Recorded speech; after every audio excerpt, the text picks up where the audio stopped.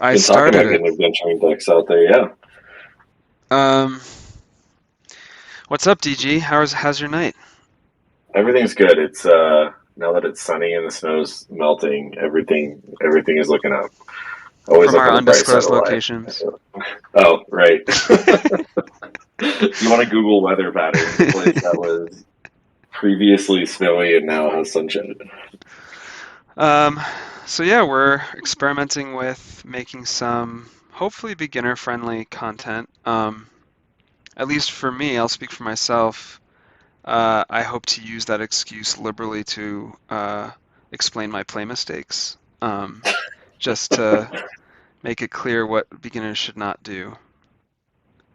You've got to be able to teach, right? This is like Yeah. the gauntlet of can you claim to not be a beginner if you can start teaching beginner content? But Oh, see, I was no. thinking if those who can't do teach, you Oh, know. right. Okay. Also fair.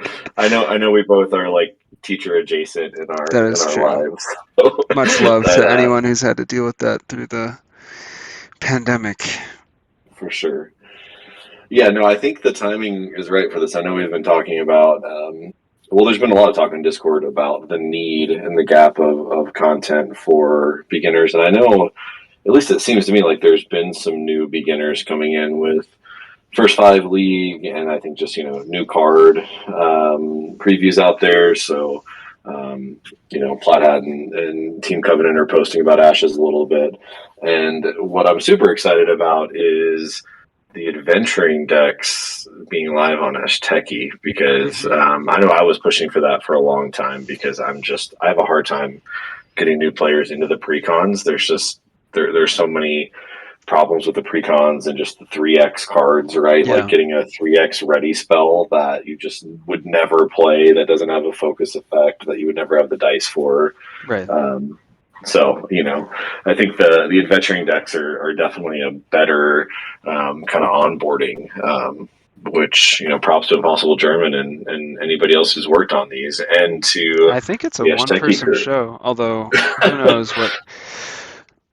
I know He that like he's. he like DJs and runs casual leagues and Yep. I don't know. He does it, but it's a great service to the community. And Dudon got them up on Ashteki recently, so stoked to have them available. And I haven't actually played them. This is one of those things that like I was asking for a long time, and then haven't done anything with it. So, and I'm excited to actually crack them open. Yeah, for sure. Yeah, Impossible German's a great member of the community and has, I think, done a huge service with the adventuring party decks, which, I think Plaid Hat has done a lot over the years to make it easier for people to get into the game. Other than the precons. So there was the reconstructed series, which I think is also a really great starting point. But what's really nice about the adventuring party is I think they're a clear step towards competitiveness from the precons. They all have very clear win conditions.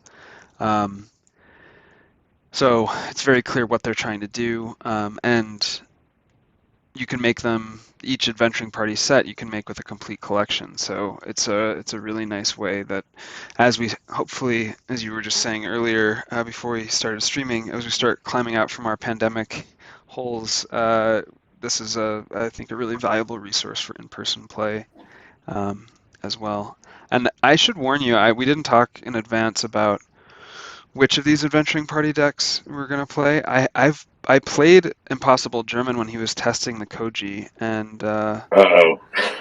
yeah, they're although all they're all public open yeah, info, so I'm not trying to get um, like a surprise. I've never played it, so I'm staring at the cards right now, trying to figure out what it does, which is really clear. So you're definitely right there. so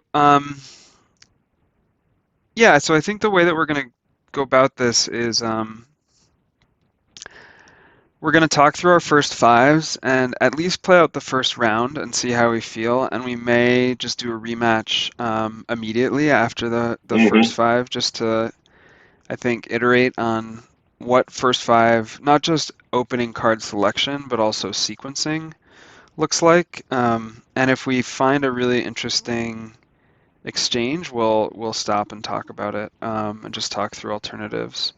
Um, Does that I love the sound? option for I love the option for a mulligan. We all wish we had those in any matches of rewind. Let's try that one again. Yeah. Yeah, and I thought it would be interesting. I don't mind, especially the our goal with the content here and the fact that these are open deck lists, just to talk through first five selection. I'm sure Impossible German has published some, maybe recommended first fives for these. I did not look at the one. My thought process in grabbing Koji is I don't play Koji. I've never built a constructed Koji deck. I've maybe played Koji like once, and I'm not even sure Hmm. that I can remember it. I've definitely played against some Koji. I've gotten crushed by a few Koji decks. So I thought that would be great for me to kind of get new cards, a new play style, and kind of look at it fresh. So that was my entire thesis in grabbing Koji, something I don't normally play. Yeah, for sure. And I think Koji's super fun, and I think all of the status token PBs, which I guess are really only two at this point with Lulu and Koji, although am I forgetting one? I don't think there's another one that's really all about those status tokens. I think they're all going to get more fun as we get deeper into the time cycle. So I'm playing one of the other ones in Lulu, and until I started messing around with Mirror Spirits in Lulu, which you got to you got to experience, um, I had no success with her. I found her really hard to play. Now I should say I don't really play Burn very often, which is a shortcoming of mine. And and so I think that was contributing. But I'm excited That's to great. step It's out like of the my. only thing I ever play is Burn, or any deck I make is a very, very thinly veiled burn deck. Like it might, even the Leo I was playing in the winter shuffle bus, I was just like, oh, Leo will be fun. It can do some mill, and let me just pack as much burn in here as I can fit, Yeah, so that I can. It's a crunch, but also as we saw in the season of shuffle bus, it can be very, very good. So I'm nice. scared to face down Lulu here. Oh, we actually have. I should pay attention to chat. We've got Kennedy Hawk, who is a leading member of the Marvel Champions community. So this Oh, awesome. streaming channel that we are on is a way that I've streamed Marvel Champions in the past. Kennedy Hawk also dabbled in Ashes, has played Ashes. He's a really strong card player in general, despite his love for weird off-brand characters like Hawkeye. But he went. What was the tournament? There was a. Oh, it was an Ashteki tournament when Dijon wanted to get some games in to refine Ashteki. He ran a tournament and Kennedy Hawk went 4-0 as Brennan. This was Oh wow. before Yep. the current freak out about Brennan, and Right. made it to the finals. Essentially, had a playoff final with M. Bowers. And yeah, if you've never played Matt, that's a tough go of it. But I was that was my hardest loss in this last shuffle bus season yeah, was against Matt. I never felt like I even from the opening plays I was like, what am I doing here? unfortunately, though, Kennedy Hawk's making top tables in Digimon tournaments now, so it doesn't really have any Okay. time for Ashteki, but or Uh, Ashes. But well, maybe from this adventure, if you're gonna do it, the great thing is Hashtag with adventuring party decks. They're gonna be fun to play. They're gonna be pretty well rounded and just like the perfect pickup game. Hopefully, as we show here. yeah, all And right. 4-0 with Brennan. 4-0 in anything. I mean, Oh yeah, he was Brennan's so stomping. great. It was great. It's like it's one of my favorites. It's still one of my favorite Phoenix Born to play. It was definitely one of the first that I started building around. I kind of went the traditional like Aerodel Brennan route, and then what we saw recently is that I think Aerodel's always been known to be competitive, and Brennan's always been known to be a Phoenix Born that's really hard to play against in Swiss rounds. And now we're seeing some of those burn decks just also start to crack the upper tiers of competitive play. So hmm definitely a good one. If you were picking this up, it's the probably the one of the top ones just to pick up because I think the adventuring party is pretty solidly Brennan Byrne, right? That Yeah. build. So would definitely be a recommended first play. All right, man. So We're what's your doing first first five five. plan? Yeah. Have you Yeah, I figured guess. out what Impossible German wants you to do? No, I mean, yeah, status tokens. This.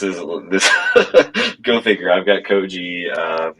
So yeah, just talking out loud, especially because this is just a good example of like staring at cards. If you're net decking, or if you're looking at a precon or recon, the adventuring party decks, just building. Um, the first five selection, like the basic thing is you want to use all your dice, right? You always want to plan to use all 10 dice. Um, Even those of us that have played a few hundred games in Ashteki still sometimes miscount when we're selecting first five. So that'll be one of those that we mulligan if one of us is like, oh, right, there was a book tax or something, that I just miscalculated here. Still incredibly easy to do. But looking at a plan for 10 dice, looking to use the Phoenix Born ability if possible, which here with Koji is just lets me put a status token on a card. So hoping to get some cards down that will make good use of that. And then I'm looking at like the spell board, right? So Koji here has a spell board of 3, which means most likely, unless I was in a really strange matchup where I was, like an open deckless tournament where I was trying to find a counter plan to something I thought my opponent would bring, just very straightforward ashes. I'm going to want to get 3 ready spells down. And looking here, it looks like the options are all books, which is great. Not surprising if you've got 3 spell board to run. 3, we all call books, which are the summon spells, so I can have units that I can bring out regularly. So that part, the first 3, that was a long way of saying the 3 books, Mm-hmm. and this I deck pulled up the runs. deck list, just Yeah, FYI. So.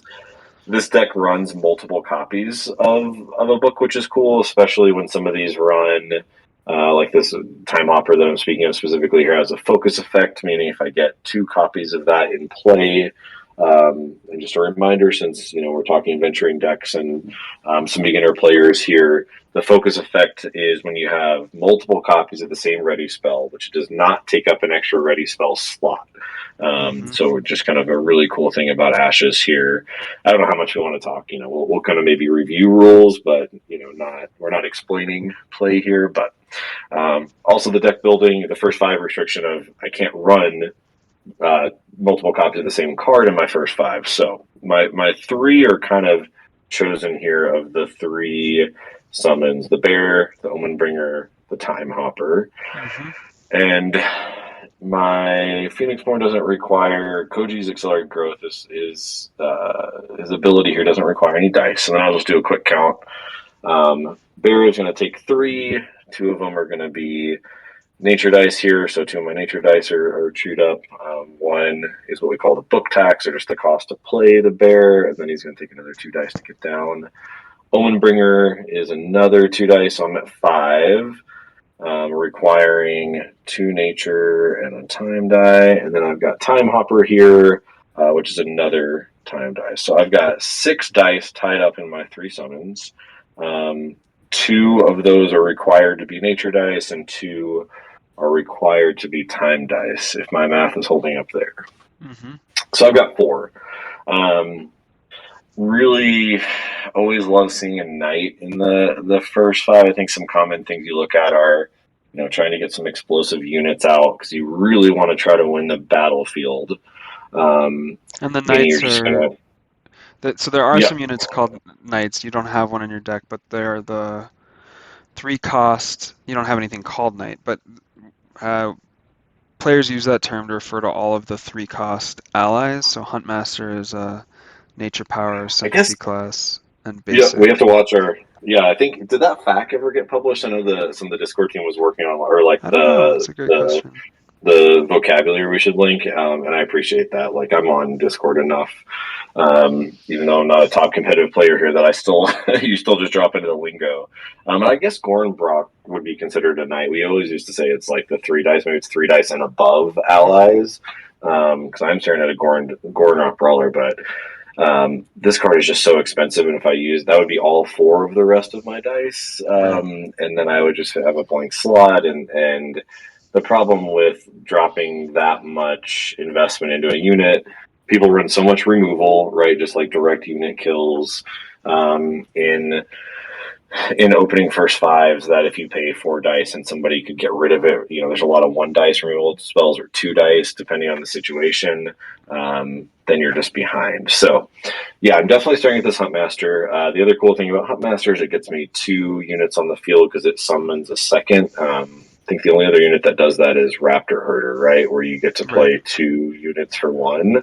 So they're super powerful. Obviously, Koji, I'm looking at here, has a battlefield of 10, so I'm not even going to look at that stat the whole game. I'm just going to play as many units as I can, and we'll always have room for them.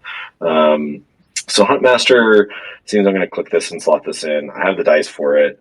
So it'll take up 3, which will leave me with 1 more. It takes up a third nature, takes up 1 of the sympathies. So then I could run a sympathy a time or a nature 1 dice unit. So I can already tell that this deck has some flexible options here, at least in the dice. And a lot of times you want some kind of removal. That removal just meaning, can I directly kill another big unit? So I'm looking at playing, a big unit here, this Huntmaster, a 3 dice. We're referring to as knights. What am I going to do when you drop knights down is kind of what I'm looking at here. Hmm. And if I look through my options, there's not a ton of direct removal. I have the Survival of the Fittest, which is this card I haven't really played with, but that's going to come later in the game. Of it removes anything that doesn't have status tokens. Yeah. Um, That's I've a three got cost card, so it trades even yeah, with a knight, but it can yep. just create huge blowouts if you can wipe a board at the top of a round. And I'm sure somebody's running the first 5. I haven't thought through enough interesting combos there, so that requires a lot more setup and planning than I'm doing here. Um, I got a Flash Strike, which can kind of buff a unit here for some surprise attack advantage. So just looking at cards I can fix, I would have the dice for that. Seeds of Aggression is a really cool one. I know this is actually one of your favorite cards. I see it come up in a lot of your deck lists here. Hmm. That just lets me, outside of an attack, choose 2 units and deal damage to each other. So kind of pseudo removal, sometimes used to clear up a spot on your board if you were at a summon limit or a smaller battlefield. I don't have the Right. battlefield problem, so I don't need to use it for my own removal. But it could at least let me like trade. Although what I'm staring at here is seeds right now is a later term thing. Just looking at this deck's going to try to build up like explosive growth tokened units. I don't have anybody I can drop with more than 2 attack value. Right. Between the Omen Bringer, Time Hopper, the Bear, and the Huntmaster, kind of being 2 of my strongest units here, they only have 2 attacks. So it seems like seeds early on would be kind of wasted. And then I look into some interesting cards. Swift is always a good one. The Swift Messenger here, because I can play it on your turn. It also lets me draw a card, which I don't really need here, but it can be good for if you're playing against Three-Eyed Owl and having to discard a card, or I Right. need a card for, if I was playing Stallions or something like that. I've seen a lot of those in first 5 openers. Um, I'm kind of staring at Generosity. I personally love this card, and I've done it. I've played Generosity as like opening plays in games to do card draw, to get things like focus book effects. And it also it's entirely situational. You have to play it at the right time. You can give value to your opponent as well, but it could let me double use a Koji ability, so I could drop 2 status tokens. It could let me play an extra time hopper from a spell board here. It could let me just draw cards to try to get focus time hopper. Generosity seems like an interesting opening play here. And I'm kind of drawn to it just because it's kind of just fun and cheeky to do in an opening of a game. I don't know if that's what this deck intends to do, Hmm. but I think it could be good. So I'm actually going to grab that. It's dual costed, so it's charm or time, and it's gonna take one of my time dice there. And it's always something where what I also like about it is if I didn't feel like it was just a great card and didn't feel like I had the opportunity, I can always use a nature dice um, kind of the dice effect of the power dice. Nature always deals one damage, so it's never a bad idea to have an extra nature dice around. My time dice can let me put a status token on something if I Hmm. needed to. Omen Bringer, or I could just use sympathy here. So if I had a dice stranded just because I felt generosity was off, it wouldn't feel bad. Or if the turn just played out, if the opening round played out that I really needed to ping something with a nature dice, which happens pretty commonly in decks that run nature, that you just find out I could play this, but really my best move right now is just to deal one extra damage. Ping off a raptor Right. hatchling that's about to swing, and I don't want it to get its group tactics. So having some flexibility of like, maybe I could need a nature dice isn't a bad thing because you don't always have to play your first 5 cards here. I didn't look at your deck list, so I don't know if I need a plan for throughout all.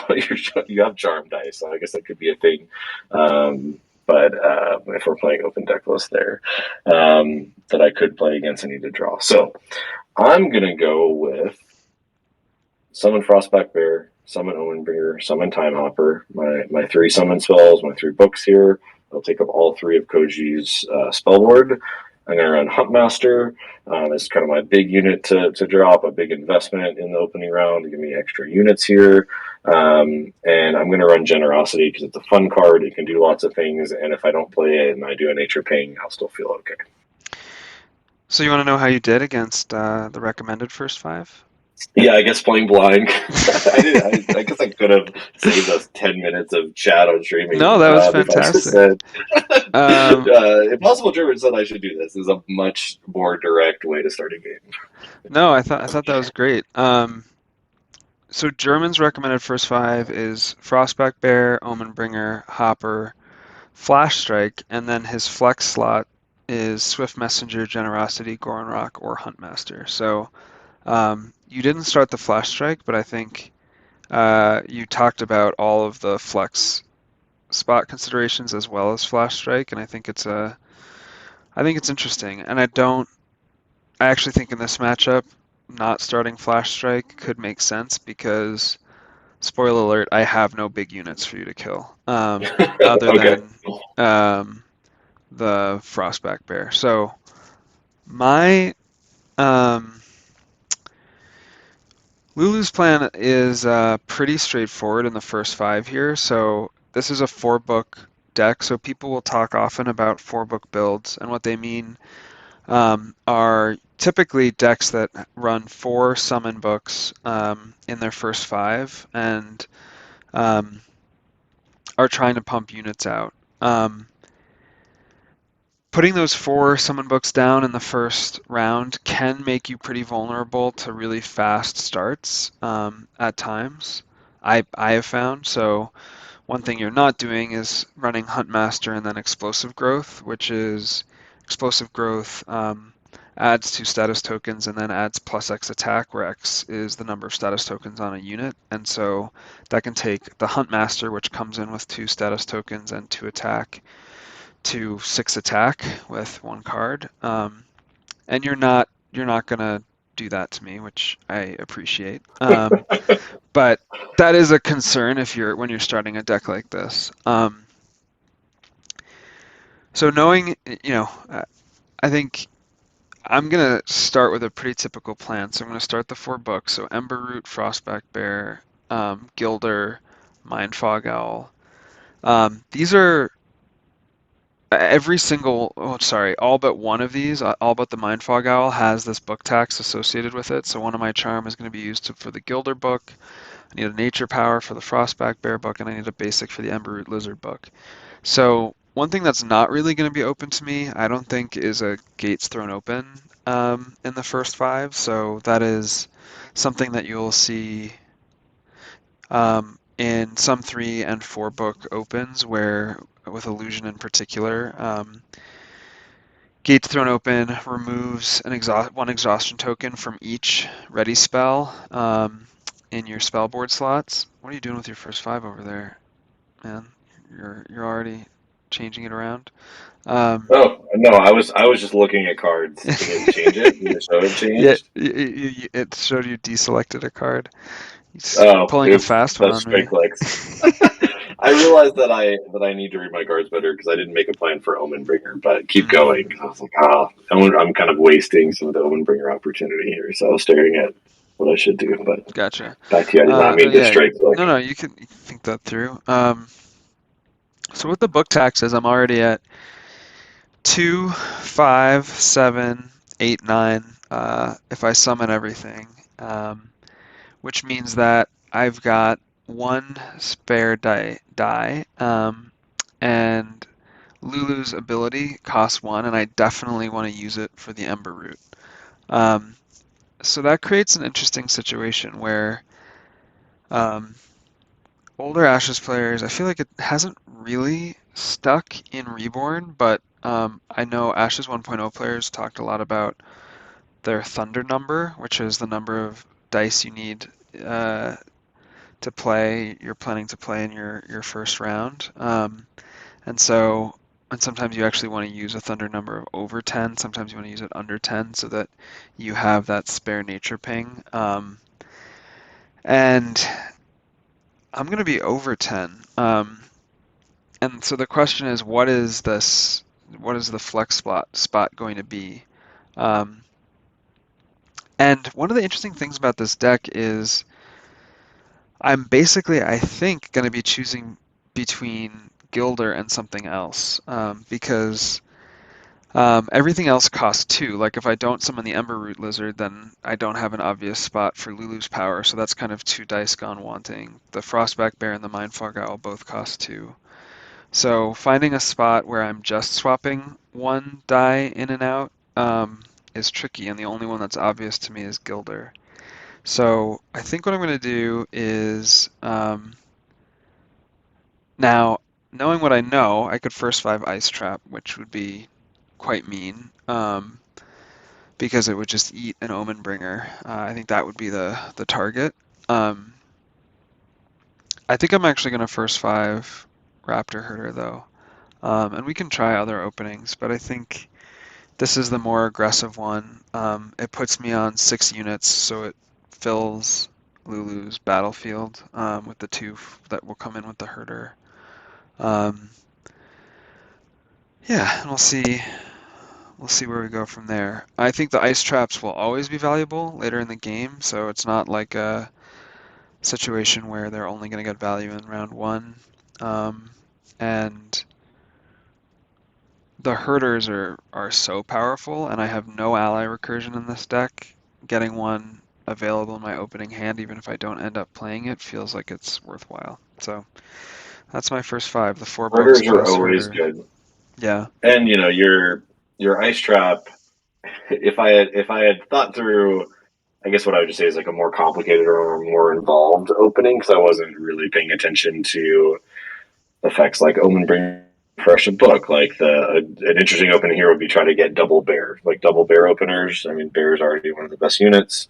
If you play this out well and kind of playing your dice, you could get the Omen Bringer, Koji status it, swing after you've got a bear out, and then get a second bear. And that can be unexpected. It's also just very powerful.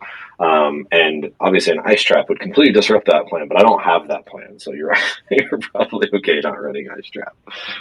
So we both get off lucky there that the removal I didn't pick in Flash Strike, which I definitely stared at. It doesn't sound like you've got a lot of great targets for it. And ice trap, while Homebringer is a pretty decent unit just in letting me filter your cards and having a 2/2, not taking advantage of it for like an explosive double summon opening refresh a book, the ice trap maybe would be less impactful there. You're still going to 2-for-1 me and just dice efficiency of ice trap's going to cost one, then Omen Bringer costs me two, and if you right. just take it away, but yeah, the Omen Bringer's special ability, which once again I was staring at the cards. I should have had Ashes live up and actually been reading because I haven't played a ton of Omen Bringer. That's definitely its power move there, but I'm still happy with the first five. We'll see how it plays out, and like I said, Yeah, I'm totally open to do some different first fives and test some of those flex if we don't like where we land. sounds good. All right, so you need one more card though. You're still showing four in your. I'm Uh, showing you only having four. Let me refresh here. Uh-oh. Techie's delayed. We always love that. Yep. Okay, I did a refresh. That was really weird. It showed me that you had only selected four and I selected five. So I see now All why right. Ash Techie sometimes gets into some interesting states there. Okay, let me double check that I don't have it open anywhere. Okay, So the I'm back to the same podcast first five. portion of our stream is over at this point. We'll actually be Right. playing cards. Although the first five is basically, the first five cards you're going to play. It's probably the It most also is, important decision you make in the game. One of them. for sure. And it makes you think through the whole deck. Like when you're going through that process, you are imagining future rounds, right? We both said Right. it. You mentioned cards you want to see later, cards you definitely want to get now, and how some of this might play out. So I'm clicking to start the game to see how Azteki rolls our dice for us. Um, the other thing, and we'll just see this play out here, is I'm always cognizant. I've been more cognizant of this recently, just with so much mill, and obviously playing a lot of mill, is how much you have to meditate in a first five, Hmm. because you end up showing your opponent, you give them more intel. You're giving them information about, oh, if I meditate my three most important cards that you were just waiting for, now you've got that. You can play around it. Obviously, it sets you up for mill if you're just going through it. So it's something that I've started to look at more in first fives, but it's kind of hard to avoid when you're playing big units here. So I require at least two power dice, which actually isn't too bad. This whole first five only requires two power sides. Um, I did roll one of them, but I may not have to meditate too much here. Let's talk about first five or go first selection. There's certain decks where it can really matter if you've got an explosive plan. Like if you're Brennan and you just really, really want to rush, or any of those decks. Um, you know, Usually when I don't have a strong plan, I'll choose to go second because I want that top of round two. Hmm. Um, and because you can kind of set up and plan for that and however the round one's going. Lately, I've rethought that a couple times because I've started to see round three being the deciding round. It Yeah. definitely was for me in Shuffle Bus this season, partly because I was running a Leo plan that just really needed to lock things down at that stage to fully mill my opponent and get them into fatigue. Like I basically needed that to happen. Right. Fatigue and get hit in round four. I was a gunner, so getting like a top around kneel in that deck. So just thinking through a couple rounds of like I don't really care about going second or going first in round two with Leo. Like, there's not a lot happening there. But in round three, that can be the difference of me like locking up a board before my unit swings back. And Right. I've started to think that round three is really really important to me, and that maybe I should go first even when I don't really care to go first.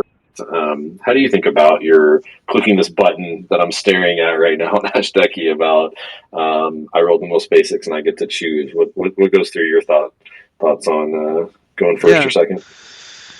Um, I think you're absolutely right. I think I've started to try and think about not just so players talk a lot about win condition. So what's the win condition of your deck? And I just pulled up my deck again, and I think it's pretty clear that this deck is intended to be a swing burn deck. So I've got swing tools. I've got some sneaky bypass tools in Inflame, which is a really strong synergy with Mindfog Owl and Frostback Bear. So just Mindfog Owl and Frostback Bear together are the core of the Foggy Bear archetype, where you enhance Frostback Bear's Terrifying 1 ability, which is already one of the most effective built-in bypass abilities in the game, so it can't be guarded by units with attack value of 1 or less. And then you add Mindfog Owl's Unseen ability, which means it can't be blocked unless everything else is blocked. So if they can't block the Frostback Bear, they can't block the Mindfog Owl. Inflame then complicates that math further for my opponent by saying that there's then another unit they have to block, which is another way to slip through Mindfog Owl damage, the unit with Inflame on it. So I really like that, and then I've got Exhortation alongside those tools to, I think, at least push through, a moment of swing damage. I think with only two exhortations in the deck, and given how hard that card is to play, I'm just looking to get one of those. And then I'm going to be looking to close the game with a combination of my two Molten Golds, three Phoenix Barrages, and two Sympathy Pains. So that's 6, 9, 12, 14, 16 burn damage sneakily um, uh, hidden in this deck. And that's quite a lot of burn. That's your entire health pool if you don't lick wounds on Koji. So um, I think my plan is basically to try and play even on the board, see if I can get a moment for a big swing. Probably, you know, either top of round two if I can control the board in round one and go second, or top of round three if I go first round one. Um, so all that's to say, I've been trying to envision like these moments where that are going to be the winning moments for my deck, whether especially in the tops of rounds. So whether it's when if I'm playing a really heavy battlefield control deck, going second and trying to get that moment in the top of round two, and then potentially again top of round four if the game goes that long, is something that I'm looking for. And then in burn decks, I think you're right. I think going first and then in the first round and then first in the third round is such a powerful combination because often burn decks that really go heavy on the burn plan are just trying to survive round two and hold on to the board long enough so that they can create a really explosive burn damage moment at the top of round three. Like if you can get your opponent down to 2 health, a Final Cry or Sympathy Pain will close it. And those are such. We talk about Molten Gold being like the classic closer in the game and how that can create sometimes for newer players negative player experience moments. But I find Sympathy Pain and Final Cry to be just as tough sometimes Oh yeah, because you yep. can't win generally without doing damage to the opponent or direct damage or removing units from the board. And those two cards, if you get to 2 health, basically say you can't do that against a burn deck unless you've got a vanish or you're packing heal. So um, I think actually that's a really long way of saying I don't know whether I'd go first or second in this situation. Yeah, I this deck. think, I don't think my deck has a strong point of view on it, but I think it is good to talk about. There are matches where that selection can kind of make or break your game plan for sure. And I agree, Sympathy, Pain, and Final Cry might have won more of those than more. So I'm going to default. Usually, what happens is, unless I'm playing Burn, unless I have a very strong point of view, I just always choose to go second. And that's just that's as simple as I make it when I see the prompt in there.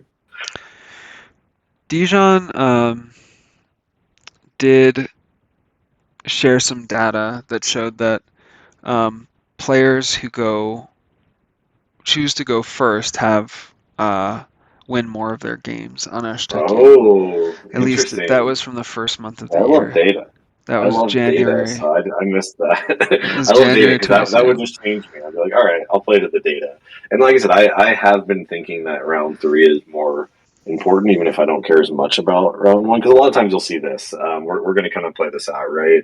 Definitely my early games, you can play against really wild, explosive first fives, but I think especially in casual play and local play, a lot of it is just playing the books out first. It's kind of stall tactics, and then did you really care that you went first? So that used to sway me on if I'm just going to drop books and go back and forth. Do I really care? Um, but yeah, I can see it. I can definitely see an FT John data from But Ashteki. correlation, not causation, right? And it may just be Yep, January, I think, was yep. also when a lot of, Burn. It's all burn. yeah, Everybody wanted to a go lot of first. Yeah. burn was going on. The next thing that comes into mind, so I saw you meditate here, right? Because you need the frog to play the frostback bear. Um, there are some differing opinions on do you count up all of your dice and like go ahead and meditate on your first turn or your second turn to have all the dice that you can play.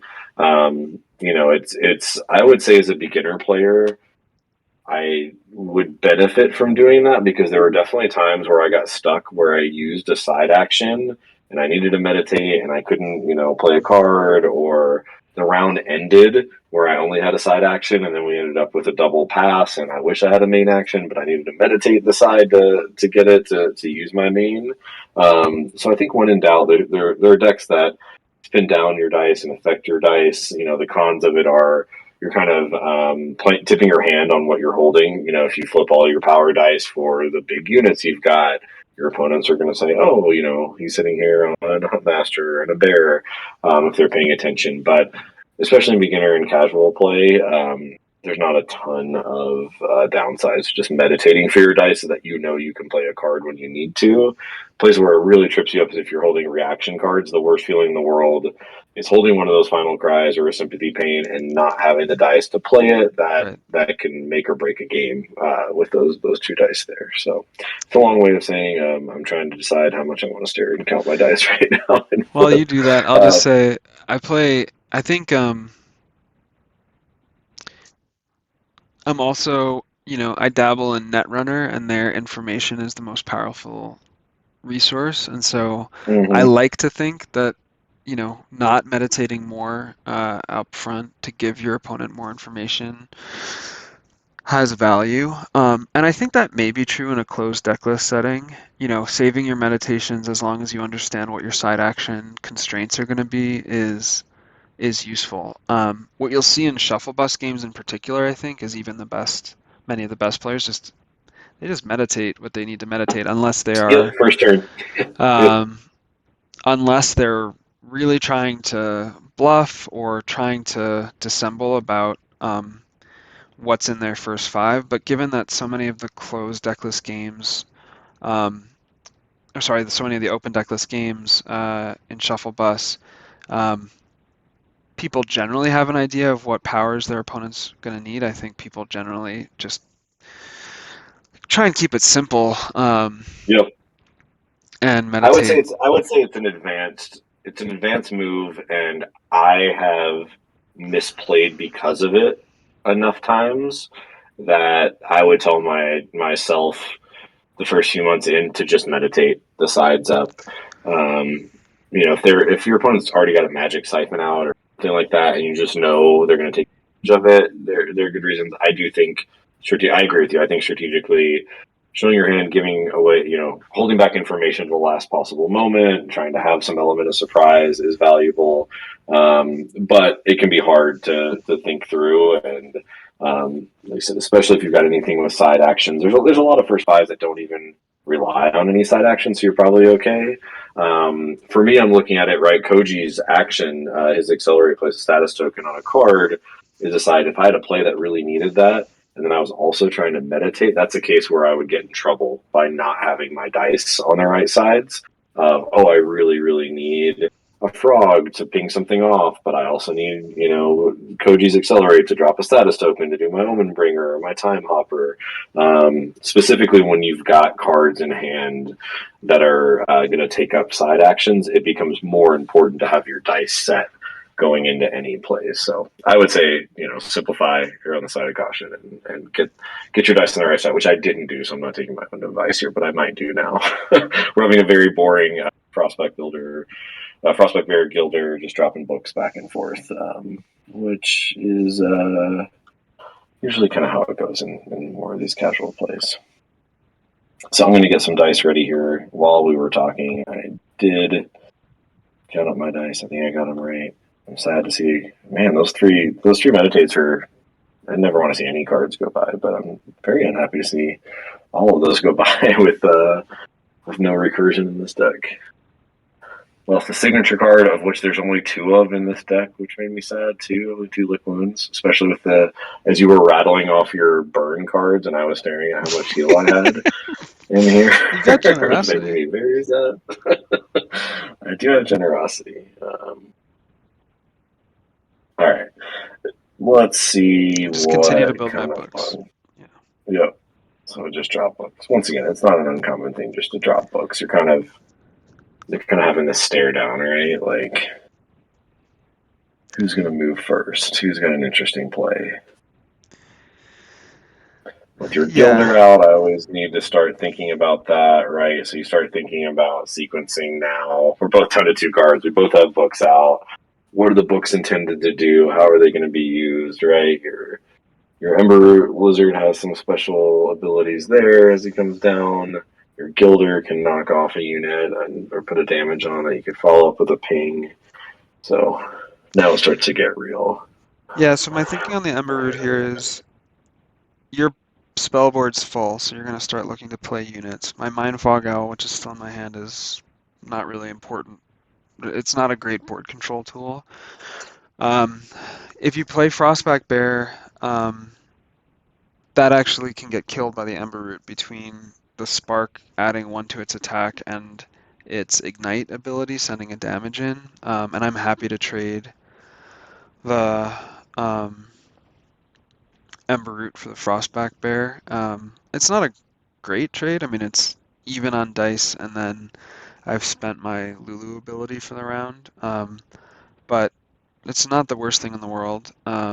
And then if you decide to drop Omenbringer and then status it with Time Hopper, then I'd probably play Gilder, kill the Time Hopper, and have a unit guard to protect the Ember Root. Um, so we'll see how it plays out.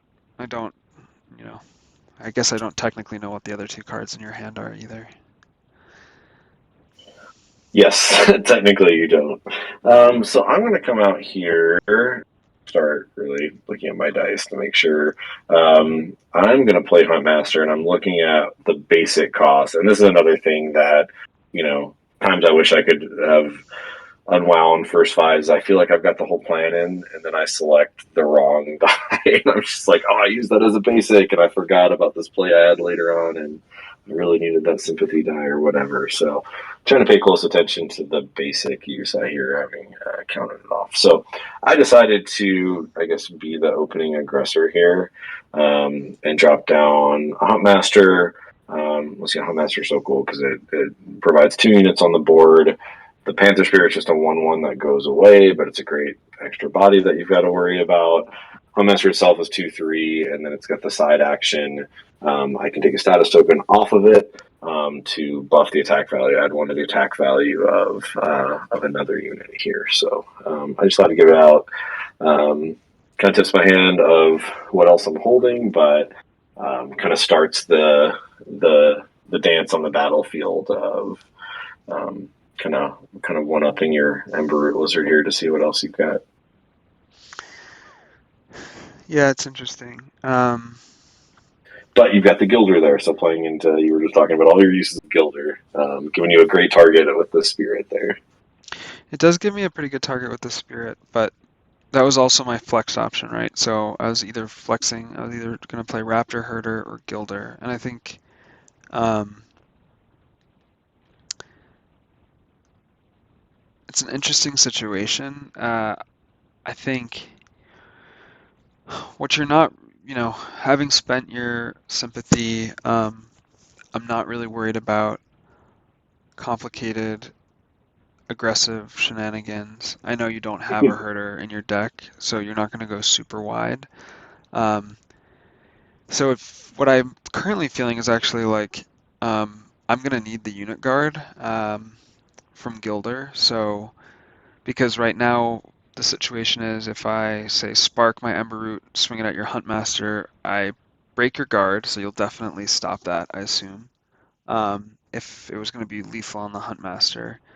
And then you swing back for 4, or you just kill my Ember Root Lizard with the guided Panther Spirit. Doesn't feel very useful. So trying to keep my Ember Root Lizard alive to hopefully have an impactful swing feels more valuable. So um, I will play the Gilder. I'll ping Yep. that spirit away. So that accomplishes a couple things. It both takes away a threat that I'd have to potentially use a guard for on the Ember Root Lizard, and it adds another unit guard so that my guard is a little bit harder to break. Um,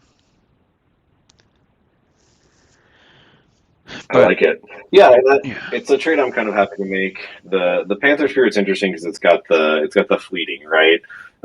So you pinging that off, it's going to die end of round. Yes, I would like to use it, and one of the moves here, if you didn't have the unit guard, is try to pull your PB guard. So depending on what you played, I might have spirit guided the Panther Spirit into your Ember Root Lizard just to I would assume that I would draw the Garden, but then I feel pretty good on okay, I got some 2 attack value, right? To put 2 wounds on the Phoenix Born, or if you wanted to give up the Lizard to it.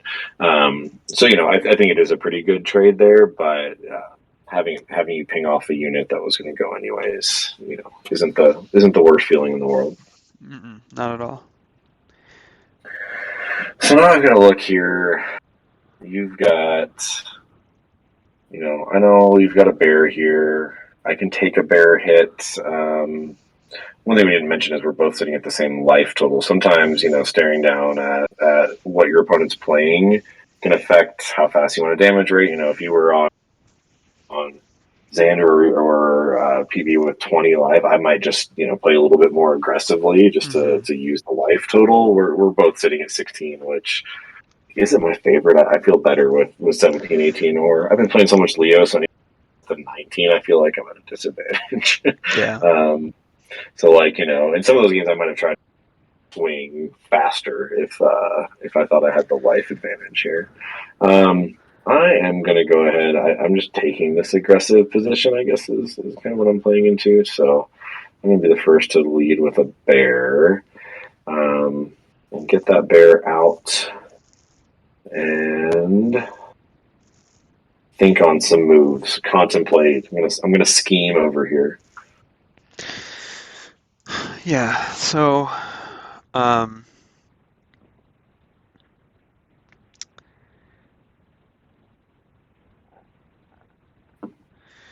the math. So it's interesting.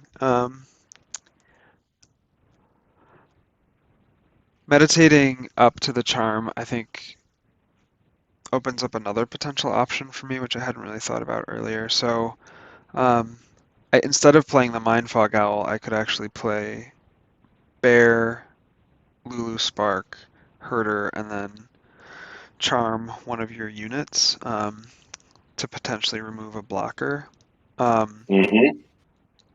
what's interesting about that is um,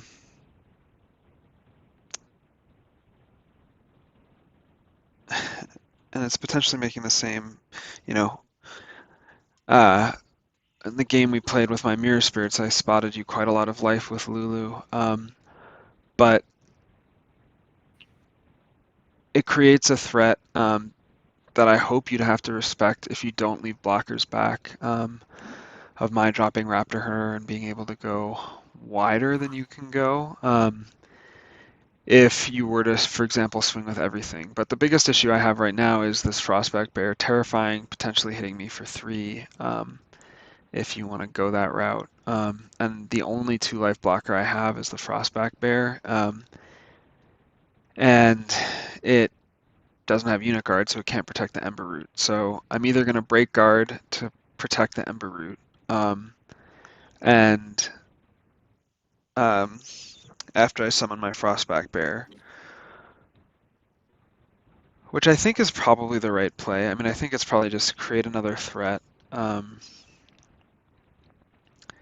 Plan to potentially take 3 with my unit guard if you want to guide your Frostback Bear into the Ember Root Lizard, um, and potentially be willing to forego summoning a Mindfog Owl to be able to play Raptor Herder. I'm holding on to that option at the moment.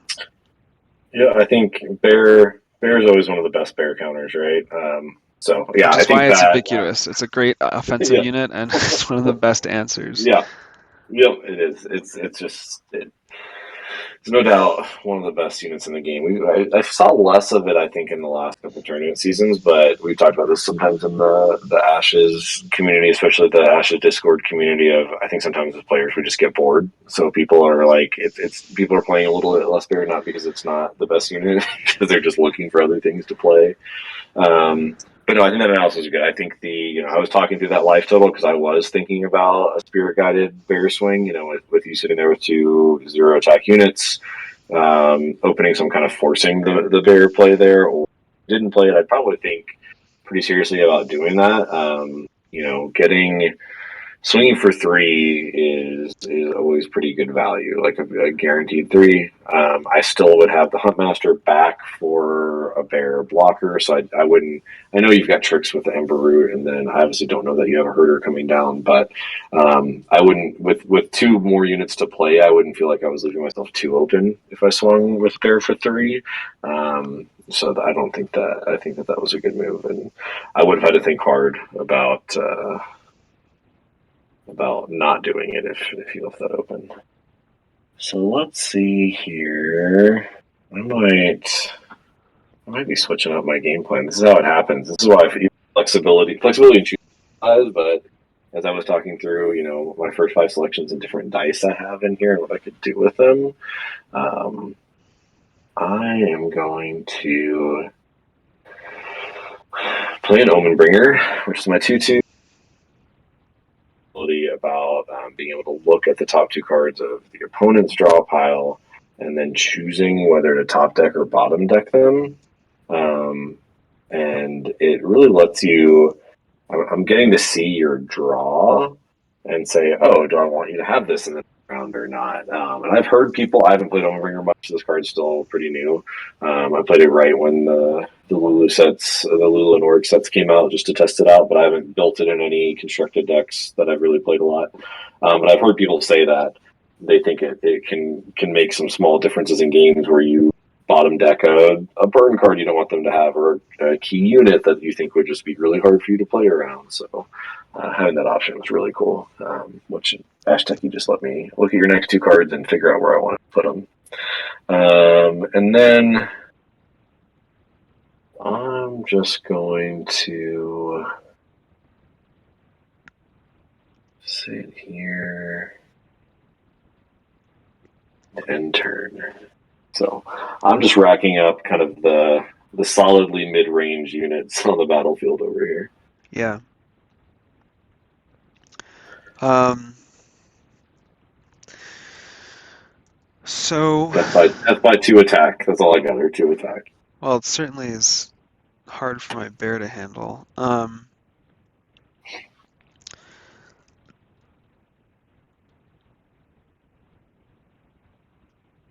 So one of the things I'm thinking about now is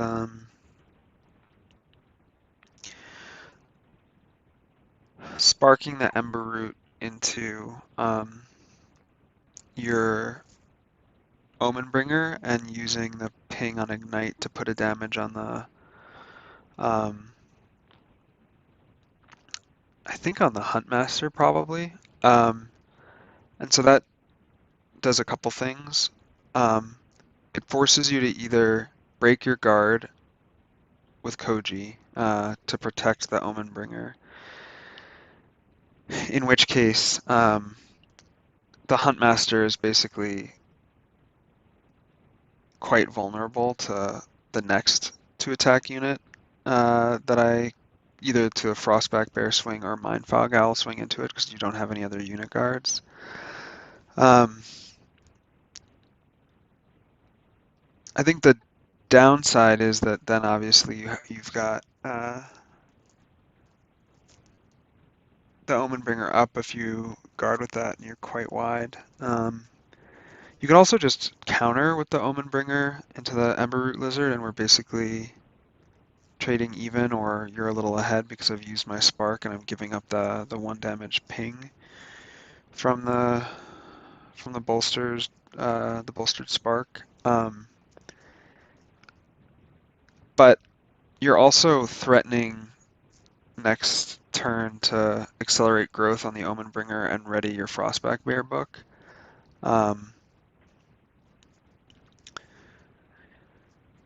Which could happen anyway. My other options are much less aggressive. I guess the other option would be summon Raptor Herder, which would at least make you think before you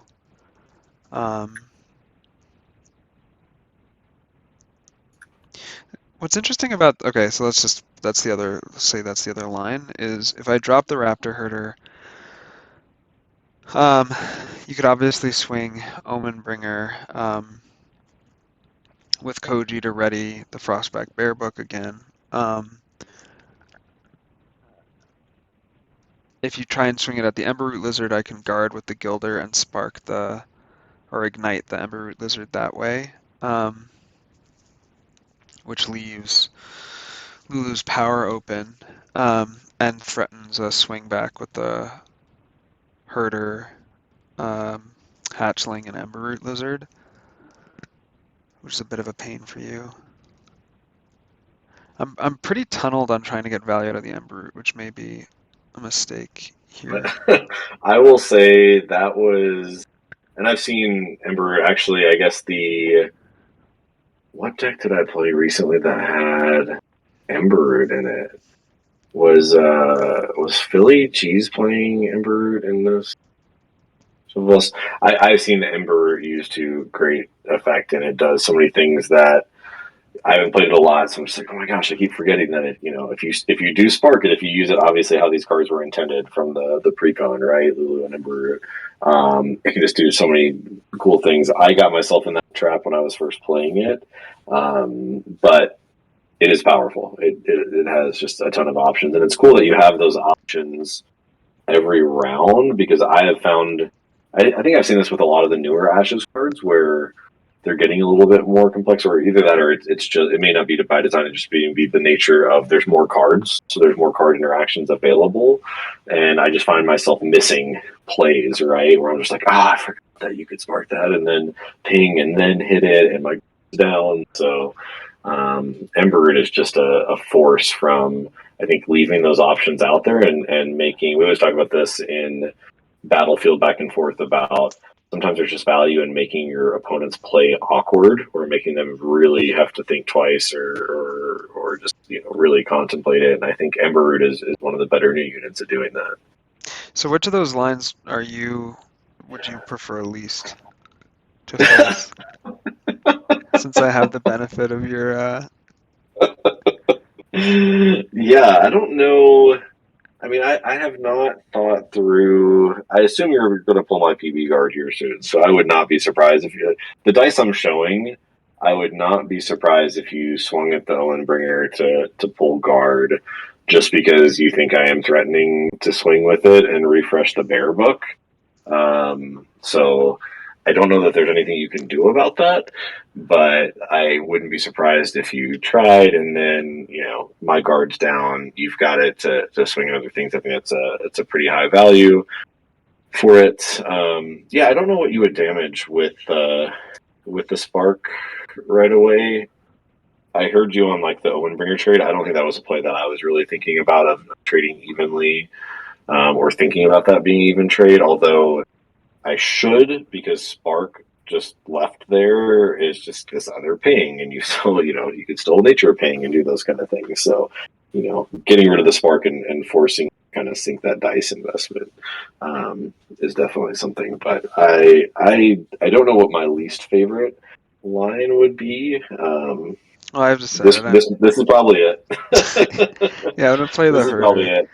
And not knowing your cards, like this probably would have been not that Herder's ever really a surprise, but anytime you're sitting here and like I feel good about myself bringing a good mid-range board.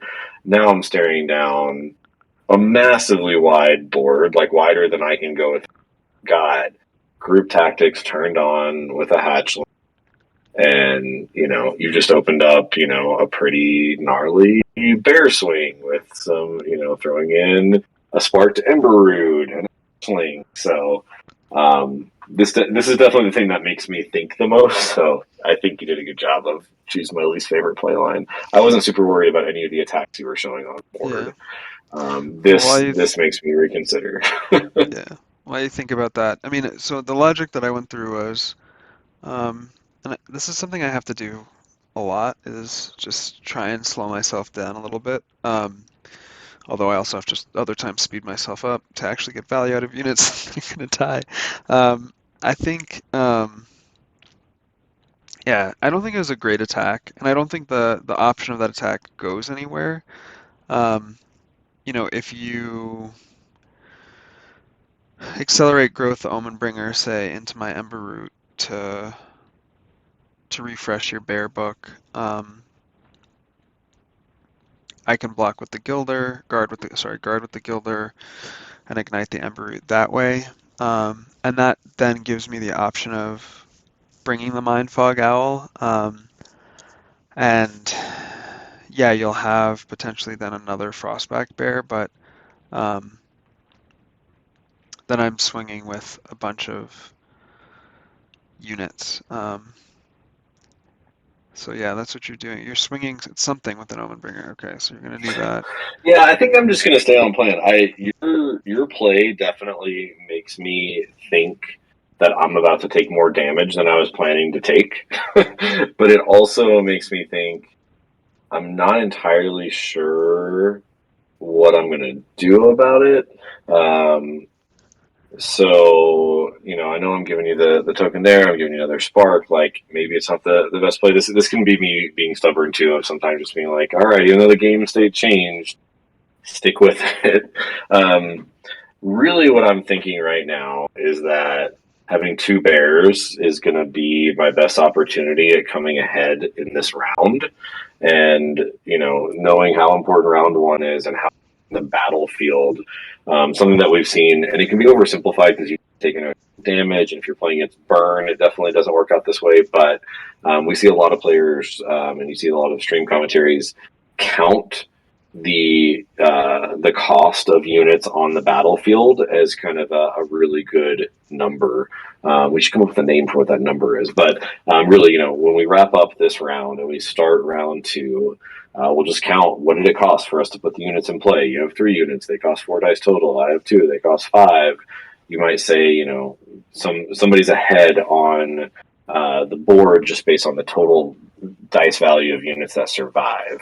And like I said, if somebody did 10 points of damage, then the units on the battlefield might not matter as much if they were behind a little bit there and chose to swing through. But I'm looking at that saying, I could play my time hopper. I know I've got this generosity cheeky, but like it doesn't seem like I'm going to get a lot of value out of it. And haven't happening. I'm not going to like heal necessarily right now and refresh a bear the same way I could. So probably wasn't a great choice in cards when I'm staring at. But it did leave me with this opening, which I didn't think of when I was first fiving with the get the one bringer through, refresh the bear book, and be able to drop double bear. And double bear is just something. It's just a force to be reckoned with. I'm in 2/2/3s with terrifying out. So I'm leaving you with an option to swing back sooner here. I basically killed your Gilder, which it's there. It's going to have to go. It's going to get killed by a bear or something, anyways. So I just decided to stick with that plan. And also looking at how wide your board was, going ahead and swinging, clearing off one of your units, and having the dice and the unexhausted bear book means now I'm just turning the tables back to you, with this, okay, your turn, just this dance of what do you do now? Where you might have been thinking about this big swing, and now you've got to think about, I got to deal with two bears and not just one bear, and Huntmaster sitting here, like, able to buff the bears. So I just felt like staring at this, when I originally made my first five, I wasn't really thinking about the use of Omen Bringer. The shows where it's powerful of just, I did clear a unit that needed to be cleared. Omen Bringer's still out here, and I get an extra bear.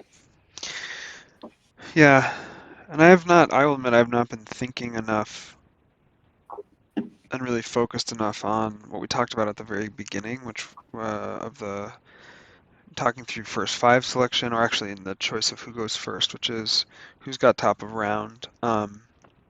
And um, what I don't want to do is face two bears plus a Huntmaster with any tokens on it into the top of the round with just 1, 2, 3. So I'm feeling good about my decision to keep the dice from Mindfog Owl, which at its worst is another um,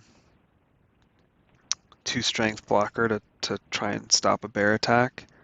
Um, and I'm starting to feel nervous about my ability. Yeah, you're going to have a lot of value on board. The Raptor and Hatchling. What's nice is I think my Hatchling is going to probably stick, and if it doesn't, the only way it doesn't is because you're going to send a 2 attack unit into it to attack it, which I'm comfortable with. Like, I would like to um, potentially then mean that I can hold on to my Mind Fog Owl or Ember Root Lizard. Um, I'm gonna play the Ready spell. I think not try and swing here because I want to keep these units to try and deal damage to remove honestly one of your bears. I think the bears are going to be over the long term more problematic than the Huntmaster. The Huntmaster, once the tokens are gone, I guess with Koji you can always put more tokens on. Yeah, it's interesting. With the Hoppers and Koji, you're going to be able to refill those tokens on the Huntmaster plus explosive growth. So yeah, I probably still want to prioritize the Huntmaster, and that also means that you'll be at your summon limit for bear. So Yep, mission, Bears at 2. Yep. yeah, mission has become kill the Huntmaster, if I can. Right. And I would say sitting here, it's hard not, I'm trying not to let your words seep into my brain and affect my play, No, your that's play fine. lines. But, I talked about, like, I didn't pull your guard. You had the guild there, so you had the unit guard there. So your guard's still up. I'm still sitting here. I've got a fresh bear. Um, I'm tempted. Like, I know the Huntmaster in this scenario, like, bears you're just gonna have to continue to deal with. I also don't have recursion, so like a Huntmaster is kind of a one-time play. So getting value, you're right. It's just a 2/3 right now. If I don't guide with it, the Panther, got pinged off, so like I didn't get a ton of value from that. So I'm actually sitting here staring at Huntmaster, saying I probably actually need to take some swings with this because you're going to start pulling guard and swinging into it and sparking into it, and so I'm very tempted to go ahead and guide a bear in this scenario, probably just straight into your bear to pull guard, and because my bear can survive that, and it's a good guard pull to get 3 on it, unless you decide to just let the bear go. So I think this is a scenario. I'm still threatening the bear, so I felt like playing the bear just so that we have this giant face off isn't super appealing. Just to go unit for. Um, and knowing that is in a Yeah. position where you can probably work your way through it with a couple swings. Just got to get my guard down, and then you can take it. So I was feeling like I needed to start getting some value out of the Huntmaster, and a 3/3 bear. That's either going to do 3 or kill a bear and still survive, even though it's going to get pinged. Um, Seems pretty decent. So big bear coming through. Yeah, so I've got so this it's a lot of options. So I can counter and set it up at 2 and then swing back with the Ember Lizard to kill it. Mm-hmm. But again, I think mission number 1 is still probably the Huntmaster. Um, One other thing I could do is guard and then swing with um, Ember Root Lizard, Hatchling. Could swing with everything. Basically Mm-hmm. force you to potentially block because I'd be swinging for a 2, 3, 4, 6, which at your life total of The big hit. Yep. 16 with the burn I have Yep. might be the right answer. Yeah, stuff like the risk I'm running here is like I'm using my units like you have no exhausted, right? Like one of my 2/2s is already exhausted. Um, Bear's already exhausted here, so that's definitely a pretty serious risk I'm running here. And you can kind of play it out where I've got a 2/3, you've got a 2/2, like we're gonna eat another unit, but you can get a lot of value. The same way I was trying to figure out value out of this Huntmaster already. yeah. Um, Um, And you could potentially have me, I could lose that Huntmaster. Like you said, your Spark Ember is going to set up a scenario where I choose taking a hit or, okay, I got one use out of the Huntmaster and then letting it die this to save some life.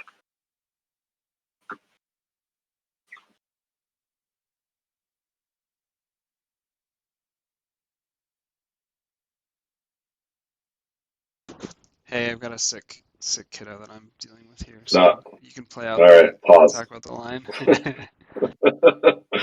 I'm sorry. We're both the Ash's dads dealing with kids while we play. Common scenario. Lots of Ash's What would parents you do? that What would you recommend I do here? I'd recommend you take care of the kid always. The real life scenario. Do exactly what you're doing. All right, so you've got Lulu Spark up. So you got the dice for Mind Fog. We know that's a unit you can play. Mind Fog can obviously get a ton of value if you set up a scenario where you go wider and swing with it, which likely can. I'm threatening to drop a bear here, but I've got 2 units max. So let's play out some scenarios. If you drop the Mind Fog out, threaten like a giant wide, knock some things out. I'm probably going to play bear back into it, and then you can still go wide with that, but probably not the best play. Um, your Ember Root here, sparking the Ember Root to your one. I don't know that you actually, your Ember Root's got the status token on it. So the question is, do you even spark it? It's already going to get +1, so you could do something like even do you spark somebody else that's likely to dive and be able to get the +1 attack and potentially hit back. So Did you I solve might it? spark a I might spark a bear here. I'm just talking out loud. You're like midway through my play line. I was just saying, like, we keep thinking about sparking Ember Root lizards, right? And one of the reasons is you get the status token. Well, you already got the status token, so Ember Root can already join a group Mm, tactic swing and be a one. You could swing later with hatchling. It could also just swing in to do like 1 attack damage of kill if you put 2 on the Hunt Master and you just need it as a unit. When guards down and you just needed a kill shot from 1 last point of damage. Sparking the Bear is interesting. You can kind of do the same thing I did where you like pull guard or just there to it's going to kill the Hunt Master. And then you still got that attack from it later for doing the spark damage. You still are 100% going to get group tactics turned on unless I right. change game plan here and swing the hatchling. You still got a mind fog owl where you can go watch it later. So yeah, I might spark a bear and swing into the hunt master, but I don't know if that's the best play. That's interesting. I'm gonna play like this is a burn deck with a rush plan, because I think Yep. that may be what it is. And mom to the rescue, the kid, and we can wrap up here in a Oh, minute. But um, I'm gonna. was our game stream trying to get through one round? We talked about playing multiple I round know. ones. We talked about going through it, and we're like going to be 2 hours into a single round. Hopefully, there's value in that. We talked a lot of base level knowledge, I hope, in how to think through this. Somebody might benefit someday from our stream of conscious 2 hour round one. All right, I think it's a good plan. So you've got you didn't spark, huh? I You didn't just spark. swung. You can still spark that bear, so you're still holding the or spark one, but yours didn't spark. I got a 1/1. I got a 2/2 in the hatch. So you're just swinging for 4 here. Um, If I guard with the Hunt Master, it has to counter, which means I can't use that to swing back with anything. And I'm going to have a pretty poor trade because you've got 3 1 dice units, or like you've got a 1 dice and 2 half-dice units coming at me, right?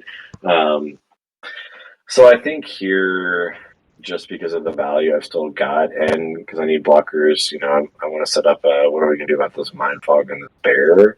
Um, I don't see a reason, unless I was really, really protecting life title, which is round 1. I don't do as much. I don't know how much burn you have in your deck or the deck, so I do. So it's a scary situation to be on 4 versus 3 there. But it didn't seem like there was any value in a Hunt Master into that. If you were sending a Sparked Bear, like that starts to get interesting because I'm just really worried that I'm going to do that, and you're going to send group tactics still do here. So you're setting up some scary scenarios where I'm not, even though I had this plan of, yeah, I'm going to get two bears out, I'm not feeling super great about where I'm going to be on board and life total into this because you still got an owl. I'm going to have my bear out here. I'm going to bring it out now. So I don't know here. And part of it, I feel like my first probably works. I'm sitting here with a fourth card. I'm using all my dice, and two bears is never a bad place to be. Um, but yeah, I feel like the dance is definitely on, and you're gonna have one more unit to see where we end up. Yeah, so um,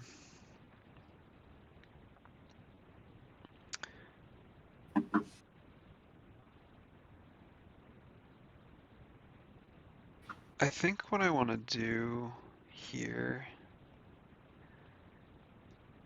is this. And I'm offering you a trade. Yep, Uh, yep, so you can hit back for, I'm going to have you at 6. You could potentially swing back with um, another 5, doing a whole bunch of damage to me. You'd be at 6, I'd be at 8. But I could, if I wanted the life parity, I'm going to be able to swing back with the Mind Fog Owl.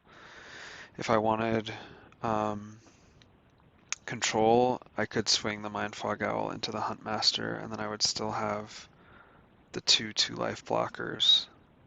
So we'll see what you do and how this yeah. I'm plays gonna out take from the here. guard. Like I said, I don't feel great about all of the things here. 'Cause, yeah, I could swing by. We could just be trading licks, right? But if I do that, you're up on units going to the top round, right? All the two bears, but you'll have a full board of 5 here. So I think this is where I need to start clearing out your guards down. So I'm just gonna take a moment to eat a bear here and feel pretty. We'll see. I don't know that two bears are going to survive, but I feel pretty good at this point that even though I'm going to be down on damage, I have a little advantage on battlefield units. Hmm. But we'll see. We'll see. I kind of went somewhere in between of taking 3 on you earlier. This is where I can just trade even, right, with the Huntmaster, where the Huntmaster is taking a lot of that damage on it, so we can just go even in here, and then you know I've got 2 bears and an owl and a Omenbringer top of the round here, which does mean I'm also doing this calculation of my top. I'm I'm gonna be 2. You're gonna have 2 more damage on me, but I have a top round swing of 4 I could just take. It probably isn't not necessarily the right move, but I can swing right back with that top round, just having 2 bears if I clear your owl here and Right. somebody that can block bear. Um, and that doesn't feel bad. So I feel like in this mode, I want to set that up by at least giving myself that option and saying, all right, I'm going to start with 2 bears that you can't block and still have a unit back that can block a bear. So that's where I would end that. Yeah, so Is that a yeah, round? Did that's we do it? around. I mean, so I think in terms of dice, you're up 6 dice to my 2, basically. So you're up, so I've spent, for the dice differential, I've earned 3 more damage, but you've got, that life advantage is going to go away potentially top of round if you choose Mm-hmm. to swing the bears in, which honestly would not be the worst thing for me. I mean, I think um, it'd be interesting to see how this plays out. I think it would be highly draw dependent. Um, Yeah. but I And I'm think, down to I'm down to play like at least the first opening turn just so we can see what we yeah, don't have to sure. play all the way through this just to say what did this mean? Like, cool, we have this on the board, but what does it set up, right? Like, you do this dance not knowing what cards you're about to draw. I could have a horrible draw. I could draw an explosive growth and decide to drop it on a bear just to swing through and get. There could be a couple plays here where um, I may or may not want to do a big opening swing. I didn't get anything that I feel like is super wild after saying all that. I got, yeah, it's like not, I don't know what I would do here. So I pulled 2 Anchor Knots, a Herder, a Redirect, and a Sympathy Pain, which is a pretty Anchor knots. I put one weird of those anchor knots on hand. top because I was like, I want you to have this. Yeah, the Anchor Knots my are not high impact in this Yeah, matchup. yeah. My Omen Bringer hit an anchor knot flame, and I bottom decked the flame, and I decided you could have the anchor knot. So it definitely is Uh, not looking like I'm gonna be able to, like looking at this, if my plan were hopefully be in a position to have Burn deliver me the win in round 3, this is not looking like a situation in which I'm going to be able to push a lot of damage through in round 2.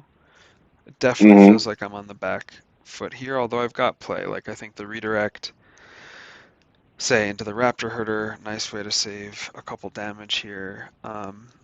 I will probably get an opportunity to get the Sympathy Pain off, and I would probably want it to go face on Koji. So, those 2 cards are, four damage swing for 2 dice that I'm gonna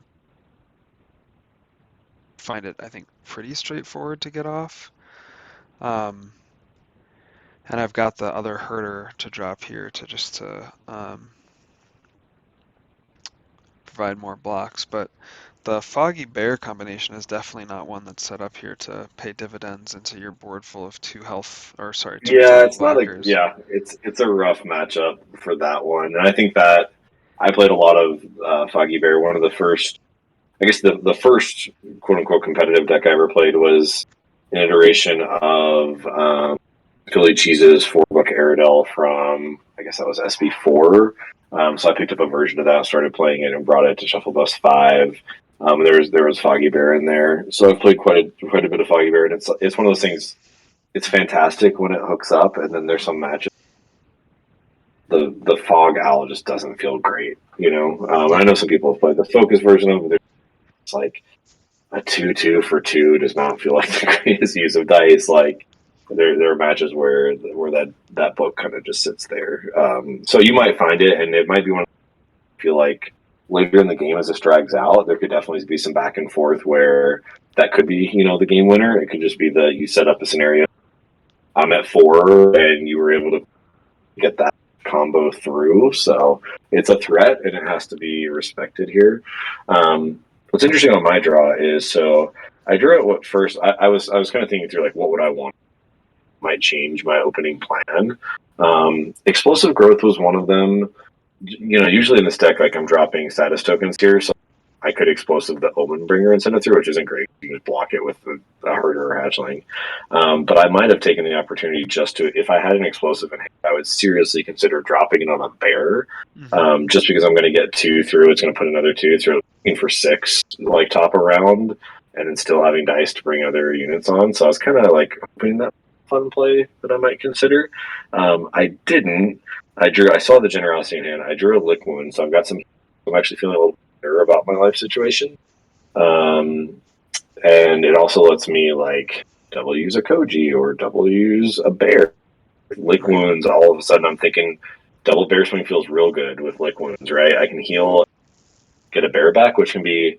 I've got it. It's my Phoenix More unique card, but still, it just sets up plays like that. It gives me a lot of options. So I'm already looking at that saying, I might want to swing with these bears because I can unexhaust it and heal at the same time. And then I drew 2 Seeds of Aggression. And Hmm. all of a sudden I'm looking at, okay, the problem I've got on my board right now is if I swing, the negative of swinging with 2 bears is I've got 2 exhausted bears. I'm giving Right. you a ton of setup space, and I can't summon any more bears. I got to get rid of them. But now I'm staring at 2 Seeds of Aggressions, a lick wounds, and a swing with both bears is probably the right move here because I can reuse. I can get multiple uses. I could potentially get 3 uses out of one of these bears, so I'm no longer worried about it like taking up a spot. So, like, I feel like my opening play here might actually be a double bear swing, and then because I happen to roll it, I might actually ping your hatchling because the biggest thing, like you could just swing back here with a hatchling, and that's annoying. If we're just deciding to be super aggro and trade back and forth, so I might actually choose to ping your hatchling here because I feel. Here you go. What are you doing? Hitting me now? I definitely need that quick wounds. We're trading pretty even here.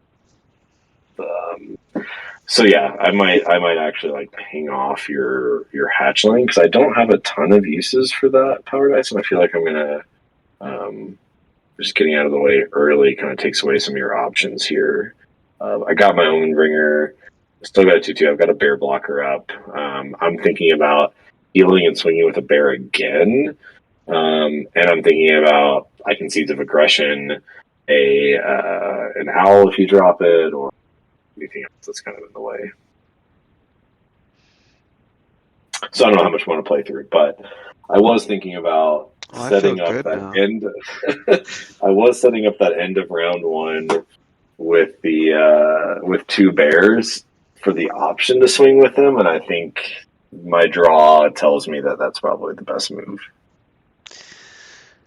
Yeah, I mean, not knowing about your seeds, I think the what makes me feel really good about the situation is like the most annoying threat you have is now, at least for Lulu's damage, like life total, neutralized. Like I don't have any problem, especially with my hand of two anchor knots and a raptor herder, filling my field with cheap units. Yep, yep. And you're thinking the bears? Like I just clogged my board, right? Right, I have to self clear a bear. Like I've got to do something with it. Seeds doesn't even self clear it, right? right. Like so you're thinking like I don't have a lot of great options to deal with it. Yeah, so I don't know. I mean, be, I think pinging the raptor was really smart because what I could have done is swung back with the lizard, herder, and raptor, pinged the Omenbringer first, and had the Emberroot clear it, so that would have been, another 4 to face, um, which would have been nice. But that makes me think about playing the herder now. If it it almost guarantees I'm gonna get some damage in. Um, you've got the flash strike, so again, it's just a situation where the trades are not great for me. But it's also a situation where I might want to, yeah, like play herder and spin up the charm die I have so that I can, if you do say flash strike to face, um, I can redirect that into a lower value unit. Anyway, yeah, there's a Yep. lot of interesting back and forth here. Now I want to play it out because I'm sitting here with survival fitness in hand and Oh thinking yeah, about some really fun. This round is gonna would get pretty wild because I'm like, it starts out. This is one of those things where Ash is tricky, right? And this is technically open deck list. We're playing adventure party, so you would know it. You wouldn't know the exact spread, and I think at first glance, I just been staring at these cards and I'm like, I want it because I just really, give me something and I'll swing big, right? But now I'm sitting here trying to figure out how many times set up just a wild scenario where I'm like dominating the board, or I just wipe it end of round and right. you're stuck with nothing. So I'm sitting here with lick wounds, so I can heal and reuse a bear. I'm sitting here with seeds of aggression, so I can swing with any of the exhausted bears. And I've got time hoppers I can drop, Koji's ability, and a survival fitness. So I can set up a scenario where maybe you clear my bears and I play more bears, and then I just token them and wipe the board.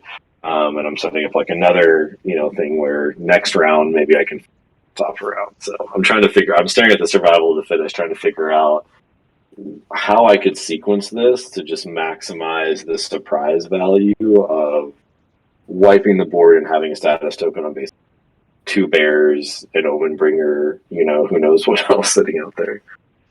Yeah, I mean your bears would survive obviously the Yeah, survival because they're exhausted. Um, yeah. but yeah, uh, that's interesting. All right, well, we answered the We question don't of know where this goes. We can don't. you spend 90 minutes on one round of ashes? The answer is I feel like definitely it came yes. out. I feel like it came out pretty even. I'm not unhappy with the first five. You did the analysis on the dice and the damage. It's interesting that we're both kind of feeling like pretty good. We're basically dead even here, and then from that play, you're feeling pretty good. That sympathy pain kind of got the you're keeping that damage race right in line. Um, so yeah, it's a pretty even matchup. These decks are fun. Good job, man. These are super Yeah, fun to they're play. really cool. All right. Well, I think we'll think about. I mean, when we first talked about this, we talked about seeing whether we could, just really focus on a particular sequence and spend 15 minutes talking about that and make that a video. And we managed to do 90 minutes on a round. So I think we'll keep messing with the format and hopefully find some gems in here. Yeah, I think we'll post it and see. I think 90% of the Ashes Discord is probably going to be super bored into this and say, That's not click for the them. buttons, just make the play. But Right. I do think that this is some of the things that I would have liked to analyze more, and I felt like I was like shuffle bus streams and like really trying to think through, as you're quickly making these decisions in organized play, and then just really trying to think through how are you Yeah. analyzing this, what's going into it. So Cool, man. Thanks for doing it. I can talk 90 minutes on probably one turn next time. We could All make it right, go let's longer. let's The see challenge will be see shorter. if we can do it. All right. All right, now I need to know where this game goes. Though we're leaving hanging ourselves of what would happen next. Find out next We're gonna have to time. finish this sometime. All right. Awesome, man. Bye bye. See ya.